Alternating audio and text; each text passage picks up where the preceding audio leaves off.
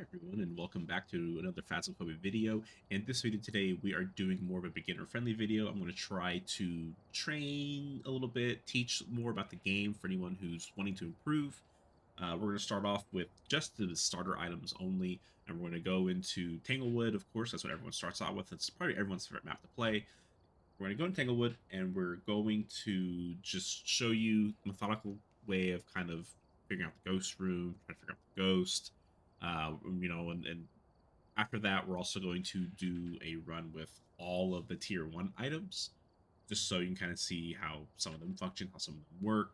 If you want to see more content like this, please let me know, and I could possibly come out with maybe guides on Ghost, or just kind of guides on equipment. Also, it's kind of maybe just more guides to know how to play the game. Okay, this is what the game will look like for people who first play, right? This is T1 Flashlight, T1 UV, T1 Thermo, T1 Spirit Box, T1 EMF, T1 Ghostwriting, T1 Dots, and T1 Camera. So this is all you get. You get just enough items to get the evidence. You don't get everything that you need to do, you don't get the camera yet for the pictures. Your challenges will be only challenges that you can complete. So because my character is level 80 and does have the crucifix, parabolic, and the photo camera unlocked, I'll get challenges that I cannot complete. But for a new player, all your challenges you can complete as long as you have all the items you have unlocked, you have with you in the van. Okay. So the first thing to do to figure out when you're playing the game, right, is you want to, okay, what's kind of the best gear to take, find the ghost. And I'll generally say, right, you always want the flashlight, because you always want to be able to find the ghost. The thermometer is generally a pretty good way of finding the ghost. It's the T1 can be pretty bad. It definitely it's slow, right? They slowed it down. It used to be really good, this version of it. They slowed it down to make it kind of worse to play with. But that's okay, because we're just trying to find the ghost. And then the other thing is the EMF. EMF is also really good. The ghost throws something and maybe you couldn't exactly pinpoint what the sound was at. EMF is really good for that. We did go professional difficulty, so we're starting with 0 on the timer. If you play any difficulty lower than this, and you do have a timer, this timer means that the ghost, for one, cannot hunt you, and your sanity will not drop below 50%, right? But once this timer reaches 0, it's all on from there. So that's something to keep in mind. But we'll walk out with a thermo, right? We kind of want to see what the temperatures are. And if you're playing on a difficulty where the breaker does not start on, I would say your first goal is to get the breaker on. That's what we're going to look for here. We're going to try to get the breaker on. And before we get the breaker on, we see this right here. This is the bone. You have to find this to get a perfect investigation. Generally, right, if you had a camera, you take a picture of it and then pick it up. But we're just going to pick it up just now because we don't have a camera with us. And on Tanglewood, the breaker is either here in the garage, which you see it's not there. It's generally where it's at. Or it's in the basement. Because it's not here, we know it's in the basement. So I'll turn it on real quick. Alright, we got the breaker on. And another thing I want to talk to you about is cursed possessions. So if you're playing on a difficulty that has a timer where the ghost can hunt you and kill you, if you use a cursed possession, the timer immediately goes to 0.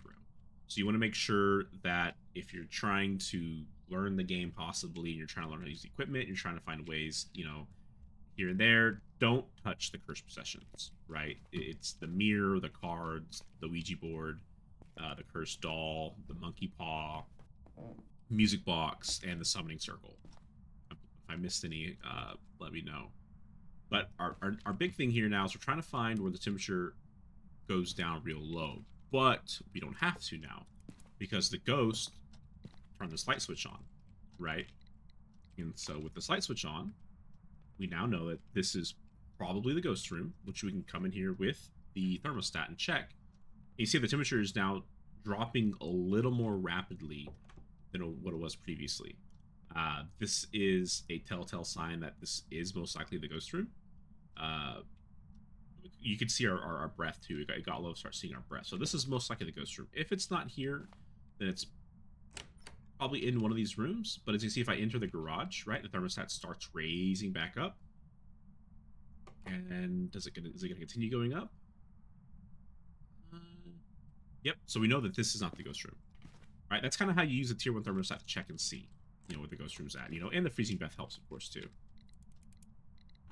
All right, we'll use this to check for EMF 5. The ghost is being a little touch happy, but we're not getting any EMF 5. Okay, let's go get the other evidence in. The best thing to do is, like, once you find the ghost room, is you want to get evidence in the house ASAP, right? You want to utilize your time as best as you can for the ghost hunts, because when you're starting out, you do not have a smudge stick, which I believe is now called incense in the game. Without those, you can't stop the ghost from chasing you down. Incense, they keep the ghosts from when you use them, the ghost will generally either, run by you. It can't kill you during the time when it's affected by it. I guess is the best way of saying it. Okay. And the UV, right, when the ghost touches a door or something like that, you always want to make sure you get the UV in the house as quickly as you can, because you have like 2 minutes or something like that to check it. But we see here that this is UV, right? So we know that this is that is one of the evidences. Let's go ahead and select ultraviolet. Okay. We'll get the writing book in here. The writing book can take a while for the ghost to utilize, so you kind of want to make sure you get in there as your next batch of items, just because the ghost sometimes just will say, I'm good, and not interact with it. It's kind of unfortunate. And tier 1 dots is definitely unique and interesting. It's, you can hold it and walk around with it, which is an advantage compared to the other dots at times, but it's such a small area that it can be kind of annoying to use. I know a lot of players struggle with getting dots.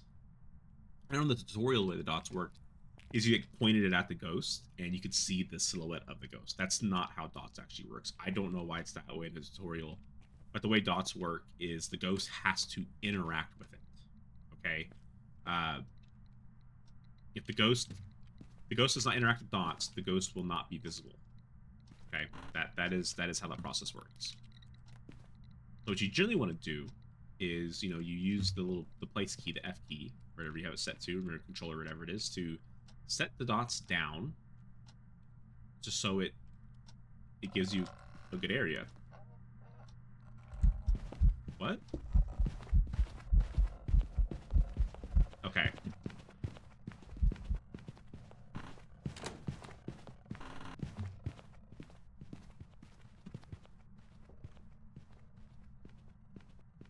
Holy crap, this is an early hunting ghost. I don't know how it didn't see me. That is absolutely wild what just happened there. Okay. Well, let's go check what our sanity is. There's a high chance that this is a demon. Let's see here. Okay, so our sanity is above 75%. The only ghost this can be is a demon. We're actually going to just call demon, get out of here real quick. We'll do another game to kind of show you more normal gameplay. And what I'll do is I'll put the timer on. So the reason why I knew that was a demon is demon has a special ability that allows them to hunt at any time, as long as the setup time is 0, 0, 0, right? No time on it. The demon can use this ability and hunt. The reason why the ghost didn't kill me there is because I recognized the hunt soon enough, and a lot of times crouching helps. I left the line of sight. When I crouched and turned that corner and went to the back corner of the area, the ghost walked by, it never saw me. And I got lucky and it chose its next path, right, is kind of random in the area, and it chose to walk to the front door instead of turning the corner. So the ghost never saw me at all. That's what happened. I got really lucky there. I should be dead. But let's actually turn this down real quick. Let's go to, let's say, intermediate. Let's do intermediate. Let's do Tanglewood. Give us some. Make sure we have some time for setup to kind of go over this aspect of how the game works. But also, so you see here the setup timer says 2 minutes. I cannot get hunted at all, not even from the demon ability, right? The demon is one of the ghosts that has the highest hunt thresholds in the game at 75%.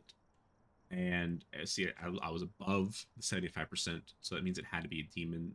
It could have been a mimic, technically. A mimic can mimic those abilities and use them.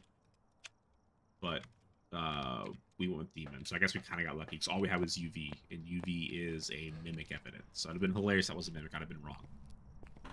But now it's snowing, so that means it's gonna be colder in the house than normal. As you can see, it's oh, the breaker starts on, doesn't it? No, not enemy does not start on. Okay. I could not remember that at all. So as you see, it's about 5, 6 degrees in here. This does actually make it a little harder at finding the ghost. Okay. So we got the breaker in here. Okay, well, we heard that noise, right? It's very important you keep your ears open and listen to what the ghost is doing. As you can see in here, this plate is in a weird spot. That leads us to believe, the ghost is in the kitchen or the dining room. So this is most likely the ghost room. We can see our breath. Seeing our breath means that, essentially the ghost has been in this room a lot. That's the best way to look at it. It generally means it's the ghost's favorite room. But sometimes, like, roam happy ghosts, they can walk around a lot and stay in another room for a bit, even though it's not their favorite room. And in this type of temperature, they'll lower the room's temperature enough that it'll be freezing, that you get the breath. Which I know misleads a lot of people, but that does happen. So we're going to try to do what we can minimally to get the evidence for the ghost. So we know you always want to bring the book in as quickly as you can, because the ghost doesn't have to interact with anything. And then we'll get this here. And one of the things that you'll notice with the dots also is your breath. When you have a little freezing breath, the dots can, see right there, can mess with it. That's just you. That's not the ghost. I know that confuses some people also. I want to find a good spot to place this. Get the ghost a good chance to interact with it. And that's kind of hard. Can we balance them on the chairs? No. I know sometimes you can balance them on, like, weird things, which is fun to do, but the game probably does not let you. We'll just set it right here. I think this is probably the best spot. Okay. And this ghost has not done anything, which is unfortunate. Oh. What door is that? Get the EMF. If you struggle finding what door the ghost touched, right, this is what the EMF is for. So it's most likely this door. Right, and we're not getting any fingerprints, okay? When ghosts touch a door, and you're playing, just a normal difficulty that's not custom settings, with all the evidence turned on, like 90% of the time, you will always get fingerprints to show up. There is a ghost that has a special ability that can hide its fingerprints, and makes its fingerprints less likely to show up all the time, which is called the Obake. But the Obake also has other things it does too with fingerprints. Like sometimes it will show 6 fingers instead of 5, and that means it's an Obake, right? Yes, it can be a mimic. Mimics the abilities. They don't mimic the evidence, they just mimic the abilities and the traits of the ghost during the time when they're mimicking that ghost, because they change periodically. Okay, so let's look for ghost orbs. What are we going to get? Okay, through the plate. Sadly, we cannot get UV on that. I'm not seeing any ghost orbs. Is there a high chance that this is the ghost room, the actual dining room, and not... Okay, that right there, you see how it's going to the 5 and staying all the way over? That is EMF 5. Sometimes you get EMF 4, it'll just, like, bounce over real quick to 5 and then kind of stay around the 4 area. EMF 5 is when it just goes straight to the 5 area and kind of goes even higher than that and kind of stays in that vicinity. So we know this is EMF 5. Okay. I believe this, yeah, this is the ghost room. You can see how it's going down. That's the best way to tell. So let's check and see this door again. It was that door again, right? If I go to this door, it does nothing. Then I go over here, it does something, right? So it's this door. And it's most likely not UV. And also this ghost just turned the breaker off. We heard it, turn it off, which is unfortunate. We'll turn it back on. That also does signify something to us too. So one of the ghosts called the Jinn has a special ability that deals with the breaker. When the breaker is on and the Jinn is far enough away from you, it speeds up to get to you quicker. It's almost like it runs or jumps at you or something like that. It doesn't look like a jump, but I know I've heard people describe it as like a jump before in the past. That's what it does. It kind of just runs at you quickly until it gets within a certain range of you, and then it slows back down to whatever it would be without a line of sight. But the Jin cannot turn the breaker off, so we know it can't be Jin. We heard it turn the breaker off. So now the next thing is, right, we have as a starter person, that's everything. We have nothing else to do. So at this moment, right, we should be living in the house trying to get the evidence. So the biggest thing we're struggling with right now is this could be freezing temperatures, which we need to wait for the temperature to come down, which we'll check real quick. Let's grab this light here. Very active ghost. You can hear it throwing stuff all the time. And, oh, hello. We never tried spirit blocks, right? We have it in our hand. So one of the things you can do, which I don't always suggest, is right for events, right? The ghost and the event. When it's done, you want to walk to it and start talking. Where are you? How old are you? Okay, we got that. There we go. So now we got the spirit box, right? So now the center's down. Spirit, Wraith, or the twins. So we can't do the test for these the way we'd want to. So we actually have to get the evidence. So the fun part of the evidence here is so it can't be ultraviolet, right? It can be ghost writing for spirit. It's freezing for the twins and dots for the wraiths. So it cannot be ghost orb. So this is what we're looking for here. So what we'll want to do is we'll want to check every now and then this. If you want to stay safe, we can turn this light on to keep our sanity from draining super quickly. Right? And it threw that book. Okay, so that actually does tell us a lot. So if I take this book, let's grab it, and I set it back down, and I see no writing in it whatsoever, right? The ghost has not written in this book, but it threw the book. That means the evidence cannot be ghost writing. So now it's either between a wraith or the twins. So this is the unfortunate side of tier 1 dots, right? The best way to use it a lot of times is to hold it, and they kind of do this.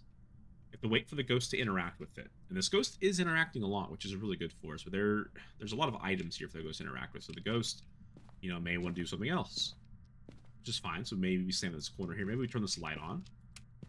Or stand as it drains super quickly, because we don't want to get hunted. It's kind of the goal for the newer players, right? Trying to figure out ways to get evidence quickly without getting hunted.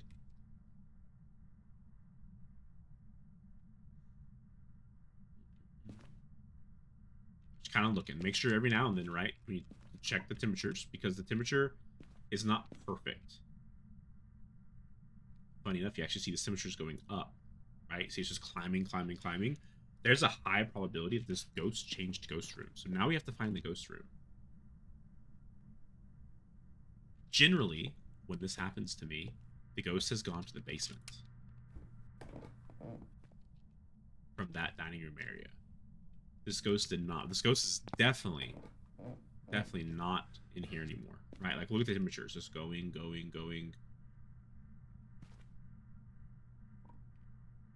It says it is. Wait a second here. Ghosts just walk away for a bit. Maybe ghosts walked away for a bit. You see, that happens sometimes too. Tier 1 is very finicky, and you see, I can still see my breath in here.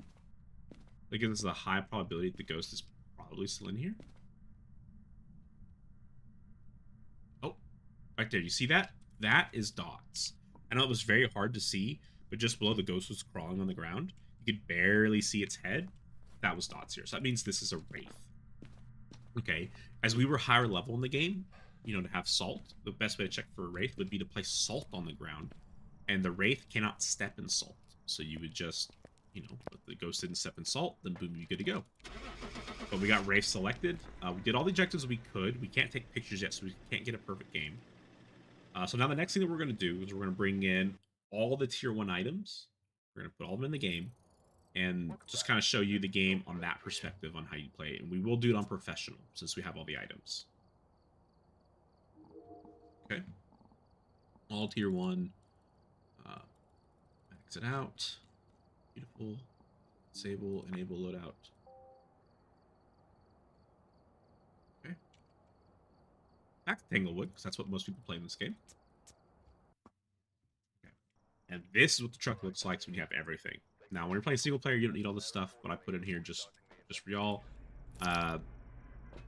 This is really pointless when you're playing solo player. This is just a camera, doesn't do anything else, right? Someone has the ability to watch through there from the van. There's no reason for it. We're gonna do the same thing we did last time, right? We're gonna get EMF and thermo.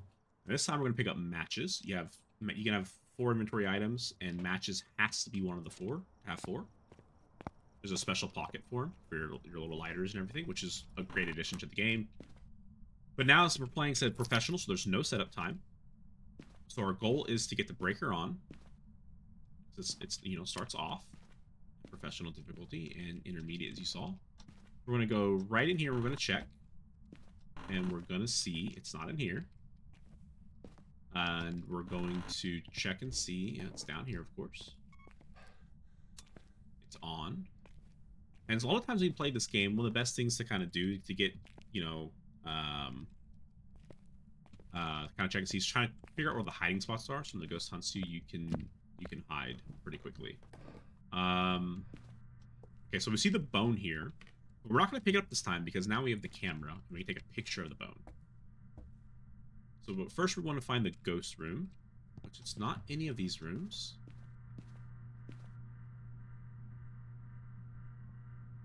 And it's not here. Okay. I thought I heard something. I'm going to turn my EMF on real quick.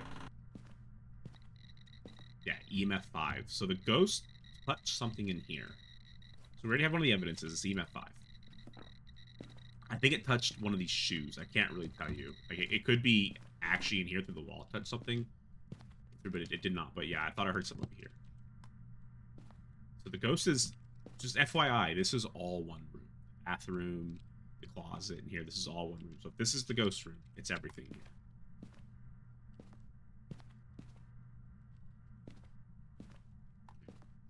Hey, James, thanks for joining in, man.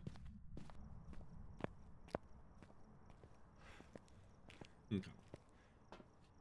And there's another way to tell, too, here. You see I got the EMF 5 on there. You see the board here. The board also shows an activity level 5. If you see a level 5 jump like this, it is like 95% of the time guaranteed to be EMF 5. I always say to test it to make sure, but it is pretty accurate on being EMF 5.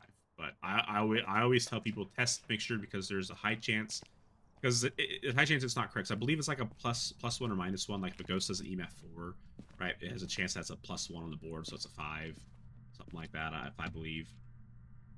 Okay, so you see that on the camera there. Let me set this down and actually put the camera so it's bigger on the screen.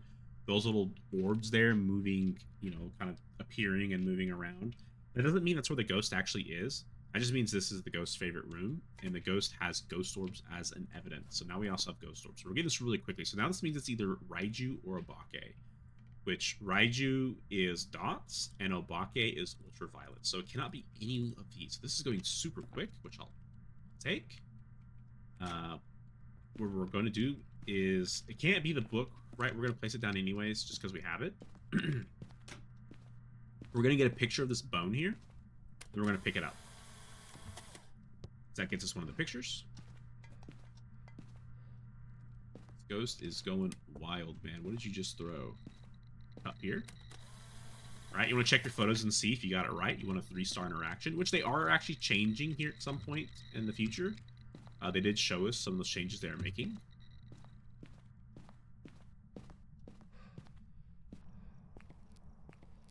So we want to get the evidences that we're missing to be able to track this ghost down. And we want to make sure that the ghost isn't going to be able to haunt us. So we need UV, we need dots, and let's go ahead and get salt. So salt is a good test for UV. So I was mentioning earlier with the Obake, right? Obake has a couple things it does. One, the Obake has a chance to not leave fingerprints behind when it touches an object that can leave fingerprints, right? A light switch is one of those. Doors are one of them. Windows. Like that right there was a ghost event. That wasn't the ghost actually turning the light off. So you can't count that as like, oh, it didn't leave fingerprints, so it can't be an Obake, or it can't be one of those. That's not what that means. Obakes also, when they touch something, have the ability to leave um, six fingers, right? So they touch this door, you'd see 6 fingers sometimes. There's a rare chance of that. Or if they touch like a light switch, it'd be 2 fingers on the light switch. That's kind of their special thing. But one of the things Obakes cannot do is they cannot hide footprints. That's actually a good way to test for Obake if you're having issues, maybe like if the ghost is touching stuff and it's never leaving UV, which is rare, but it can happen, right? I mean, statistics, there's always a probability for everything, but that's dots right there. You saw the ghost model walking, that is dots. It means this is a Raiju. That's easier. But the Obake, if it steps in salt, it cannot hide footprints. It will always show them. So the easiest way to know something's not an Obake is if you get footprints, leaves no footprints, you immediately know not only is it not a UV ghost, it's not an Obake. But here we got dots again, so it's a Raiju. That is it for this round here. And that's kind of it for the starter side of things. We're going to move in next to the next level stuff. If you want to, see what Iron gameplay is like, stick around. But see, it's not too bad, when you take things kind of methodically in that way, and you kind of have an understanding of, okay, how do I find the ghost room? How do I use the evidence to get the ghost? How do the ghost interactions work? Hopefully, we'll go through more of that. But I kind of want to just kind of show kind of some typical easier side of gameplay for people maybe who are struggling with the game. So that's it there. Thanks for watching, and if y'all want to see more of this, leave a comment, let me know, like or dislike the videos, subscribe to the channel to get updates or whatever. Thank you for watching. Y'all have a good one. Catch you later.